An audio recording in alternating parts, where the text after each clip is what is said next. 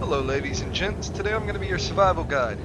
Pretty much I'm going to teach you how to survive as a colonist in 5 steps.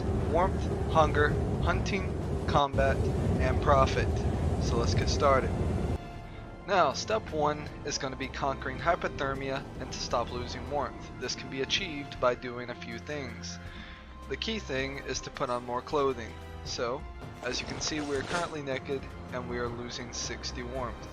What we're going to do is we're going to go into our inventory and we're going to drag on some of our clothes.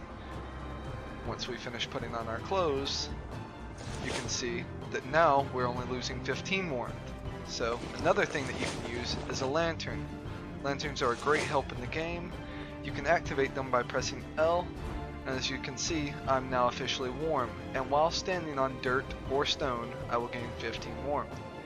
You will gain much more than this depending on what you're wearing, or much less.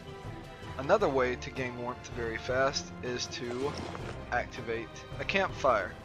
Now you can access this by right clicking it and then holding E to deploy your campfire. After you've deployed the campfire, simply press E on it again, light it, and you'll notice now you're gaining a ton of warmth when you stand near it. The way you can build a campfire is you simply walk up to a tree, hold E to interact with it, and Alright boys, welcome to part 2, hunting. Hunting's going to account for your biggest portion of profit and hunger.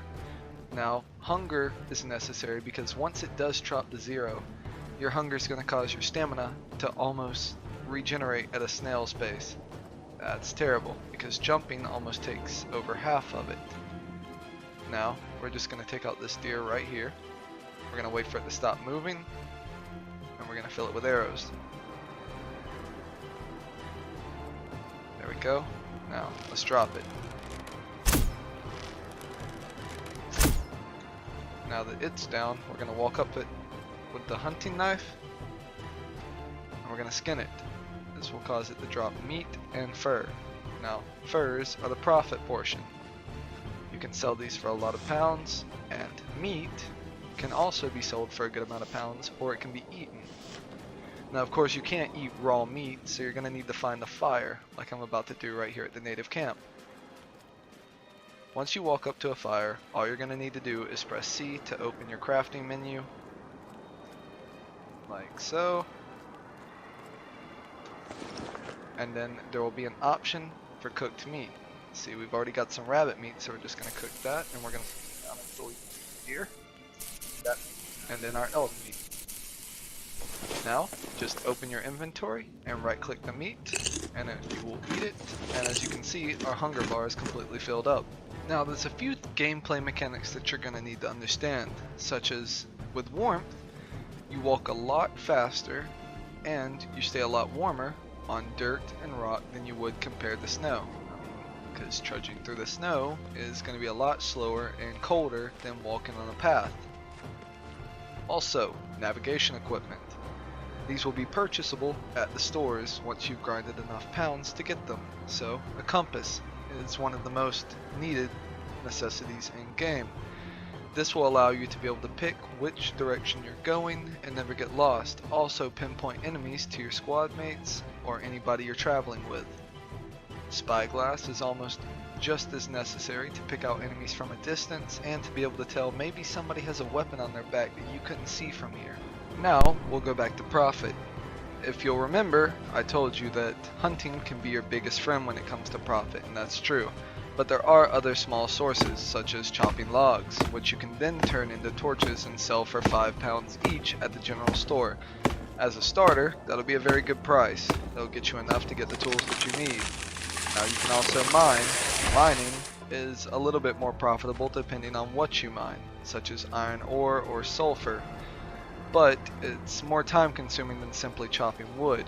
See, if you mine iron ore, you can then turn those into iron ingots using a smelter, which will require stone and wood.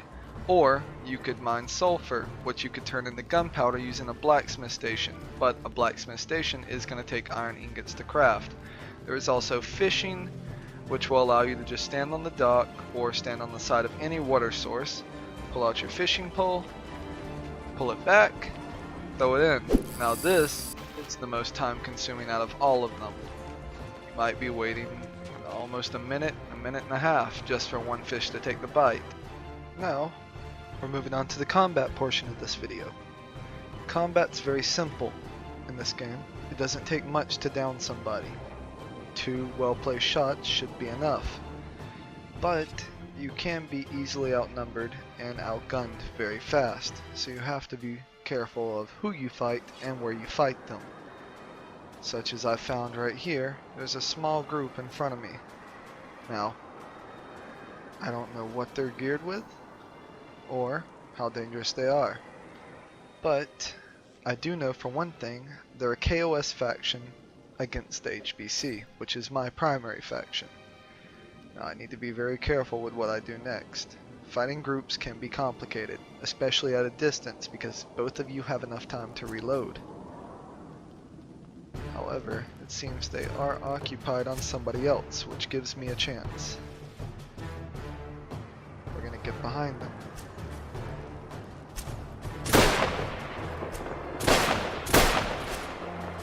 Now, we've got one on the run. We're gonna reload our weapon. Well done. Alright, colonists, just remember those 5 basic steps of survival and everything should be okay.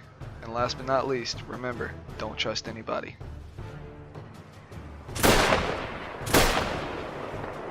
Signing out.